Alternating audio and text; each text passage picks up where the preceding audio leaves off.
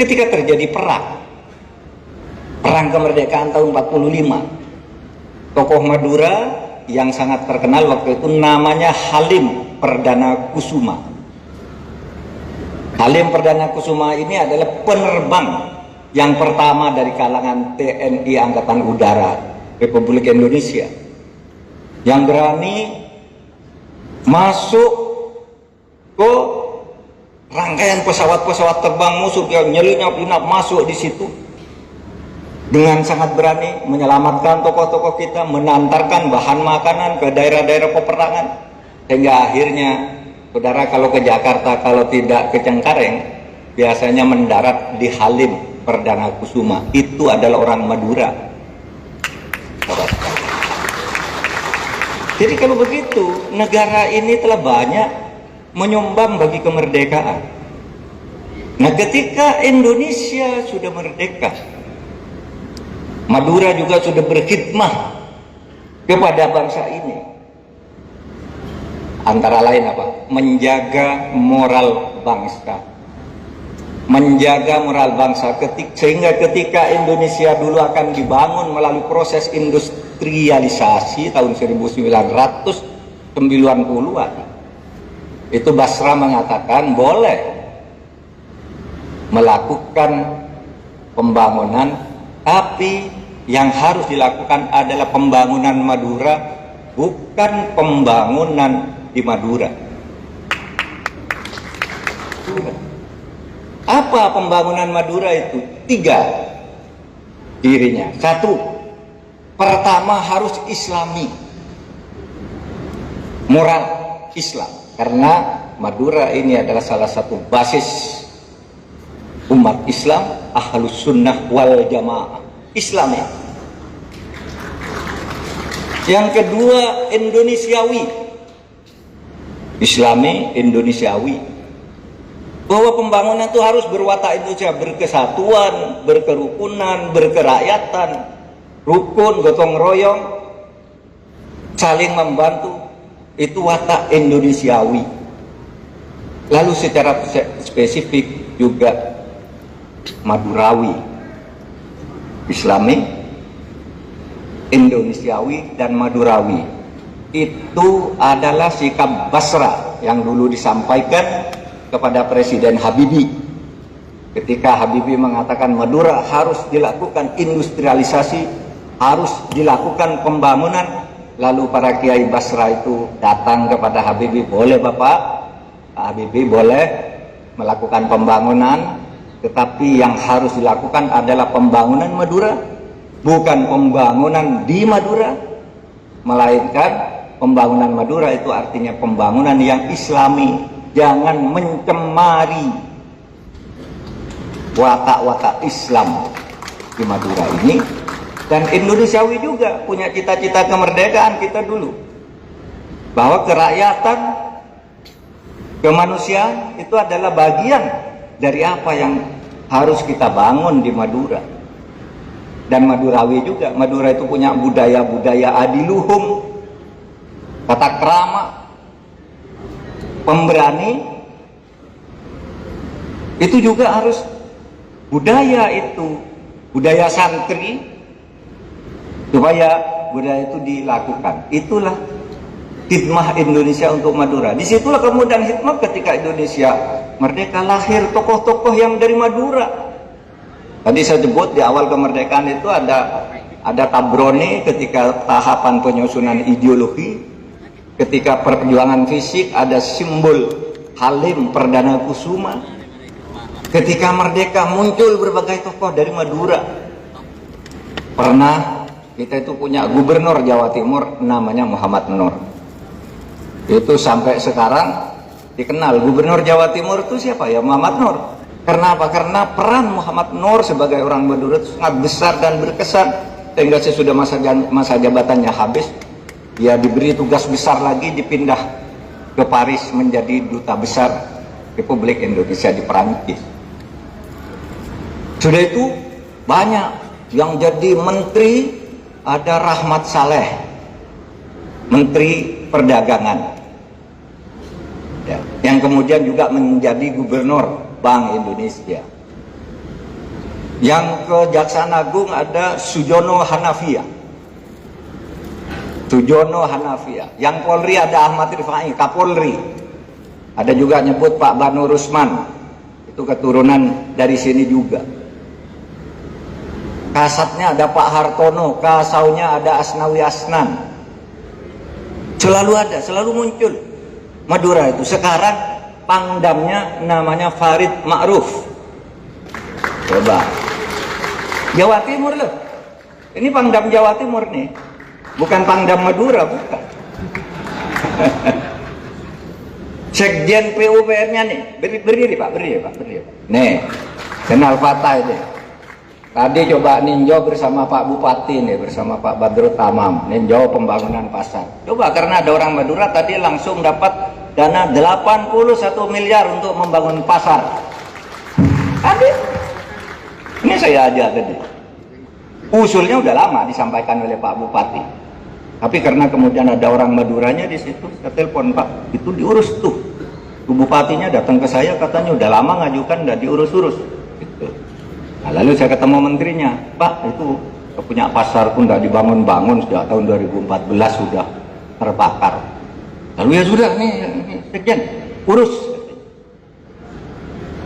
Beberapa bulan lalu urus. Selesaikan secepatnya. Nah, Pak Sekjen terus ke sini dengan timnya. Nah itu sudah hampir jadi. Ini karena orang Madura itu ada di tingkat nasional. Di level internasional nih, putra-putra Madura itu banyak, saudara, yang menjadi pemendam festival ilmu pengetahuan sedunia atau olimpiade di bidang berbagai ilmu. Yang banyak nih anak Madura yang hebat-hebat. Dan banyak lagi. Jadi saudara, mari kita bangun negara ini dengan seluruh sumber daya yang kita miliki. Sumber daya alam dan sumber daya manusia yang hebat-hebat sebenarnya yang kita miliki. Saudagar juga sudah dikenal nih, orang Madura saudagar yang tangguh-tangguh. Nah, saudara sekalian, kemudian karena ini hikmah untuk Indonesia, maka ingin saya katakan begini. Indonesia ini didirikan sebagai bagian dari upaya kita, bangsa Indonesia, yang bagi umat Islam itu adalah bagian dari ibadah. Kenapa? Karena kalau kita ingin beribadah, dulu ketika kita tidak punya Indonesia merdeka, mau beribadah itu susah Pak. Sudah merdeka aja karena baru merdeka masih harus menata diri. Susah. Di tahun 70-an ketika saya masih pelajar, itu di desa-desa masjidnya kumuh. Kadangkala kita kalau waktunya sholat sedang jalan, ya seenaknya aja. Ada parit di situ wudhu, lalu ambil daun pisang, sholat. Nah sekarang udah banyak masjid bagus-bagus. Sekarang orang mau naik haji aja antri. Dulu tahun 70-an saudara, itu orang mau naik haji susah. Zaman Belanda lebih susah lagi, mau naik haji nggak bisa, harus dianggap mati orang naik haji. Waktu zaman Belanda itu karena harus naik kapal yang panas, duduk di dek berbulan-bulan di kapal. Kadang-kala kalau mati dilempar begitu saja ke laut. Sehingga di tahun 70-an itu saya masih menangi di Madura ini kalau ada orang mau pergi haji, dulu dibungkus dengan seperti jenazah lalu disolati seperti orang mati. Ketika ditanya kenapa itu, apa ada di dalam Islam orang mau haji kok disolati jenazah? Tidak ada. Kenapa? Itu muncul budaya itu di Indonesia karena waktu itu kalau orang mati itu biasanya tidak disolati, kalau pergi haji dilempar ke laut begitu saja, tidak ada yang nyolati. Oleh sebab itu disolati dulu. Dan sesudah Indonesia merdeka masih ada yang menganggap bahwa itu adalah bagian ritual dari haji, padahal dulu itu karena kejamnya penjajahan. Sehingga karena Belanda dulu kejam, mau sholat susah, mau jadi pegawai susah, mau naik haji susah, mau sekolah susah, maka kita mendirikan Indonesia agar bisa beribadah dengan baik. Itulah yang kemudian dicari dasar syar'inya. Kenapa sih harus mendirikan negara? Oh, dalilnya begini. Ma la yatimmul wajib illa bihi fahuwa wajib. Kalau suatu kewajiban tidak bisa dilaksanakan kalau tidak ada satu syarat lain, maka satu syarat lain itu wajib. Kalau punya kewajiban beribadah, kamu tidak bisa beribadah dengan baik kalau tidak punya negara, maka mendirikan negara itu wajib hukum. Itu yang dipakai oleh ulama. Lalu dikaitkan lagi dengan Imam Al-Ghazali di dalam kitab Al-Ihya Al-Ulumuddin. Beliau mengatakan begini, ad-dinu was-sultan au aman. Melaksanakan ajaran agama dan mempunyai kekuasaan politik, as-sultan, kekuasaan, tapi dalam konteks negara, ad-din was-sultan, kekuasaan politik, punya negara, tahu aman, dua saudara atau satu sisi dari sekeping mata uang, dua saudara kembar. Apa? La yatimmu ahaduhuma dunal akhar. Tidak akan tercapai salah satunya kalau kamu tidak punya yang satunya lagi. Kamu tidak akan bisa beribadah dengan baik kalau tidak punya negara yang merdeka, kata Imam Al-Ghazali. Tapi kamu punya negara yang merdeka, kok tidak ada nilai-nilai agama yang menjadi dasar perjuanganmu, itu juga negara tidak akan menjadi negara yang baik. Sehingga dipilah lalu ad-din usul was-sultanu harif. Agama itu dasar, atau ad-dinu aslun was-sultanu haris. Agama itu dasar, negara itu pengawal bagi dasar perjuangan ini. Sebab itu mempertahankan negara itu menjadi wajib. Hubbul watan minal iman, itu untuk Indonesia adalah dalam rangka itu, dalam konteks itu. Nah, saudara sekalian, karena kita wajib menjaga negara ini, tadi sudah disebutkan di dalam seruan Basra itu, sebentar lagi kita akan pemilu. Tahun ini adalah tahun pemilu, dan pemilu tidak akan mundur, akan dilaksanakan pada 14 Februari tahun 2024. Sekarang pendaftaran sudah, nggak akan mundur lagi. Orang yang sudah terlanjur mendaftar lalu pemilu dibatalkan, tidak bakal, insya Allah, kecuali ada gempa bumi politik yang luar biasa. Ya, nah, mari kita gunakan pemilu ini untuk mencari pemimpin dan wakil-wakil rakyat kita yang bagus. Tidak usah bermusuhan satu sama lain. Kalau Anda mendukung si A, dukung saja. Kalau yang satu mendukung si B, dukung saja. Tidak usah bertengkar. Kenapa? Karena sama-sama mau mencari pemimpin. Siapapun yang menang, itu harus diterima sebagai konsekuensi dari kehidupan berkonstitusi.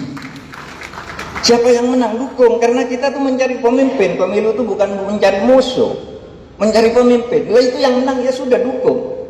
Dan kita dalam bernegara, berkonstitusi, tidak bisa mengatakan yang terpilih itu menjadi presiden misalnya Pak Badrut Tamam, oke. Lalu saya tidak ikut milih, saya tidak tunduk, tidak bisa. Yang terpilih itu harus diikuti. Menurut saya keputusan politiknya harus diikuti. Kalau enggak, ya ditangkap. Anda makar, bubar. Kalau di dalam fikih itu kan namanya bubar, melawan pemerintah yang sah, yang sudah dipilih berdasar cara-cara yang benar. Itulah sebabnya kita jaga negara ini. Jangan melakukan protes. Boleh protes itu, boleh. Tapi protes itu dua batasnya. Satu, tidak boleh menyebabkan lumpuhnya pemerintah dan negara. Tidak boleh menyebabkan runtuhnya pemerintah dan negara. Jadi pemerintah itu, kalau Anda mau protes, jangan pemerintah diam aja, kamu protes ini hak demokrasi. Nggak bisa, jangan sampai lumpuh. Karena apa? Sudah, kalau lumpuh rakyat sengsara. Kata Imam Nawawi, Kata Imam Nawawi, kamu jangan suka memberontak pemerintah, bukan karena pemerintah tidak salah, tapi setiap pemberontakan itu melahirkan kesengsaraan kepada rakyat. Saya pernah berkunjung ke Imam Nawawi. Saudara, saya bukan mengatur, saudara mau protes saja, itu di bawah tanggung jawab saya untuk memberi perlindungan. Tapi ini salah satu pikiran fikhiyah dari Imam Nawawi, pengarang kitab Tibyan. Dia mengatakan begini, kalau tokoh-tokoh masyarakat, civil society mau memprotes, protes, tapi batasnya satu, jangan menyebabkan pemerintah lumpuh, pemerintah tidak bisa bekerja, pemerintah disalahin terus sampai lumpuh tidak bisa bekerja. Yang kedua, jangan sampai rakyat sengsara. Nah itu, saudara, itu pandangan aswaja Ahlus Sunnah wal Jamaah tentang hidup bernegara. Mari kita masuk dari partai apa? Masuk dari partai apa saja boleh. Ya, Nabi Yakub itu dulu ketika anaknya mau ke Mesir, anaknya bilang, gimana ayah? Saya mau bisa masuk ke istana, pas pamresnya tuh galak, pangdamnya galak, polresnya galak, nggak bisa masuk sih ke istana. Kata anaknya Nabi Yakub. Lalu kata Nabi Yakub, ya bani, la tadkhulu min babin wahidin wadkhulu min abwabin mutafarriqah. Hai anakku, kalau kamu mau berjuang untuk masuk istana, untuk memimpin pemerintahan, jangan masuk dari satu pintu. Pintu istana itu banyak. Seperti Masjidil Haram itu pintunya kan banyak banget. Masuk kalau di sini askarnya galak, masuk dari sebelahnya. Kalau sana galak, masuk. Nah kamu berpecah aja, anak-anakku, kata Yakub. Wadkhulu min babin min abwabin mutafarriqah, masuk dari pintu yang berbeda, masuk. Nah mungkin yang di sana pas pampresnya galak, mungkin yang di sana pas pampresnya enggak. Masuk kamu, sudah kamu masuk, panggil saudara-saudaramu yang di luar.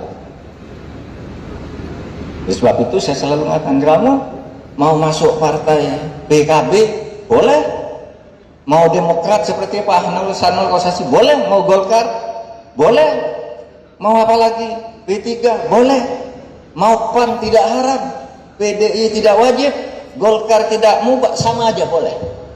Yang penting tujuannya menjaga negara kesatuan Republik Indonesia. Orang Madura juga begitu, kalau sudah ketemu di Jakarta sama orang Madura, partainya beda. Tapi saya sering ketemu dengan Pak Sanul Kossasi, tugasnya beda. Dia dari Sumeneb, saya dari Pamekasan. Dia di BPK, saya di pemerintah. Ya saling kontak. Gimana caranya nih agar Indonesia selamat? Gimana, apa yang bisa kita berikan ke Madura? Yang paling berat bagi kita, terutama saya sebagai pengemban tugas di pemerintahan, itu adalah sekarang ini yang agak susah itu adalah penegakan hukum. Berat ini, karena hukum itu sekarang banyak mafianya.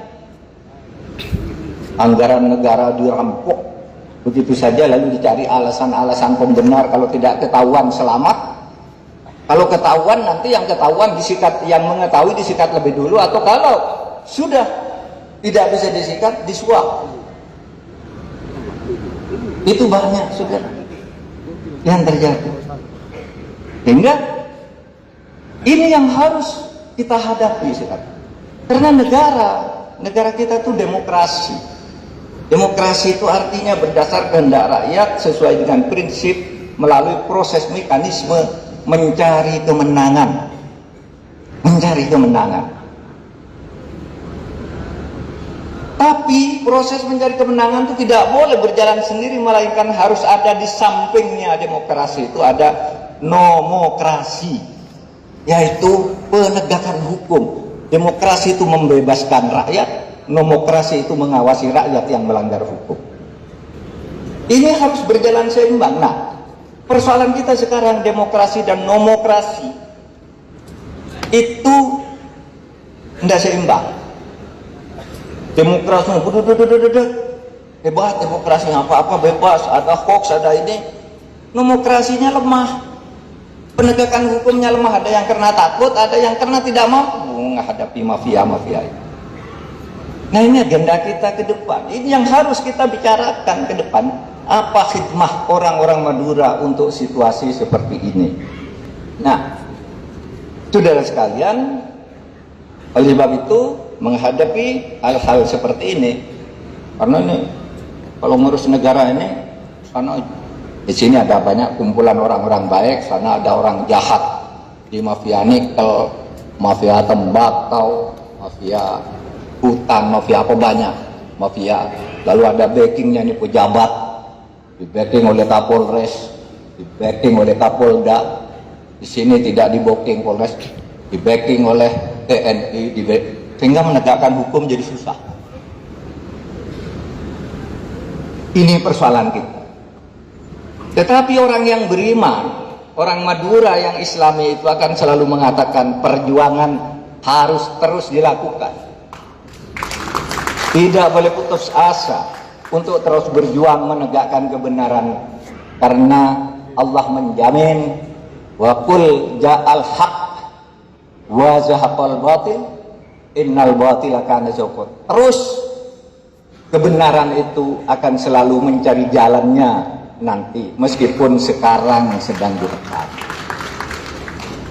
Keadilan, kata orang itu, tidak bisa, karena keadilan itu seperti tongkat. Tidak bisa Anda tekan terus keadilan itu, karena ketika ujungnya ditekan, maka yang satunya naik. Begitu ada ketidakadilan, pasti akan ada reaksi. Kalau Anda ingin keseimbangan, naikkan lagi ini sehingga ada keseimbangan. Tongkat itu akan selalu sejajar. Nah, oleh sebab itu saya katakan, kalau menghadapi penjahat begini banyak, kalau saya menghadapi tidak bisa. Gimana caranya? Jadi adu aja penjahat sama penjahat. Saya katakan begini, Pak, itu ada kejahatan di situ, Pak, tolong laporkan ke polisi. Nggak ada gunanya, Pak, laporkan polisi, diperas juga. Saya bilang, ya sudah, biar yang satu jahat, yang satu memeras. Setan diadu dengan setan. Itulah yang menjadi semangat kira-kira. Sholawat asgil.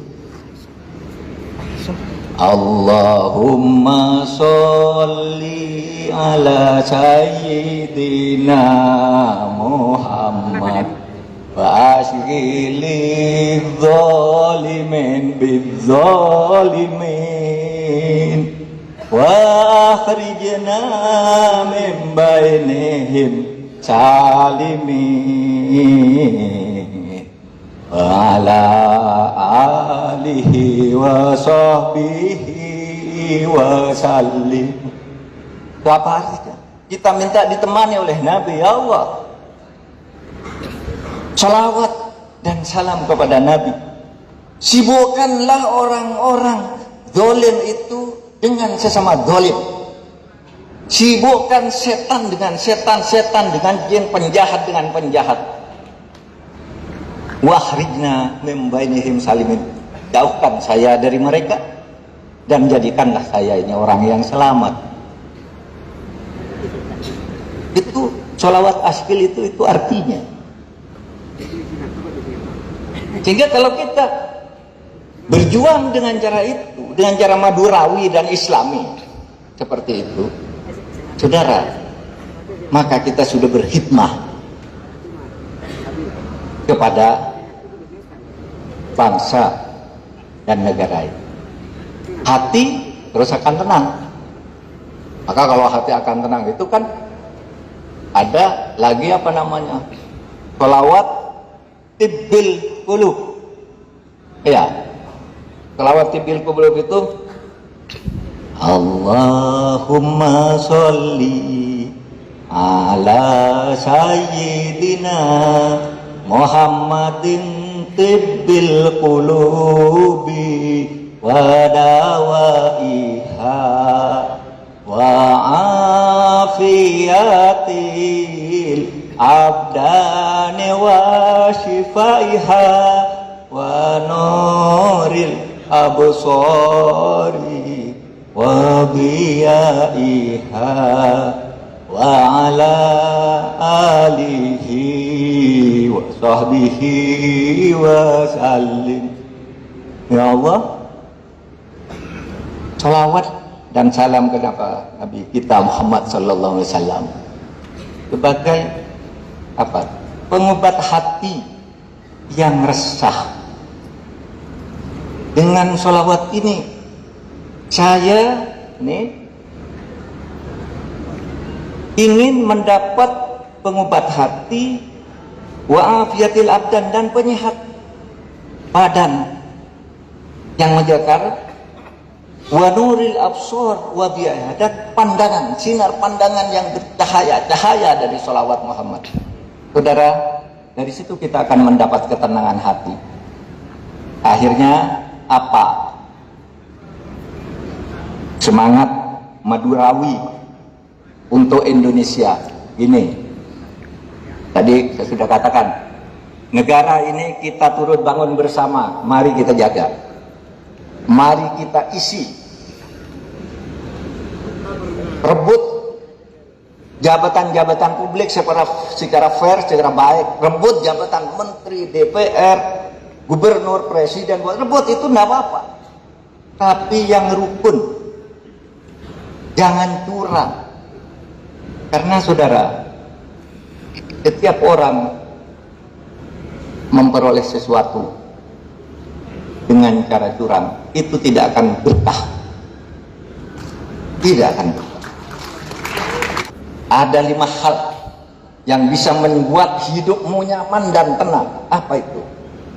Qiraatul Quran, wa qiyamul lail, wa majalisatus sholihin, wa ikhlaul batin, wa tadarru indas sobah. Tombo ati iku ono 5 perkara. Siapa yang bisa melakukan itu, hatinya tenang, doa-doanya akan dikabulkan dan hidupnya akan dilindungi. Saudara, sekian.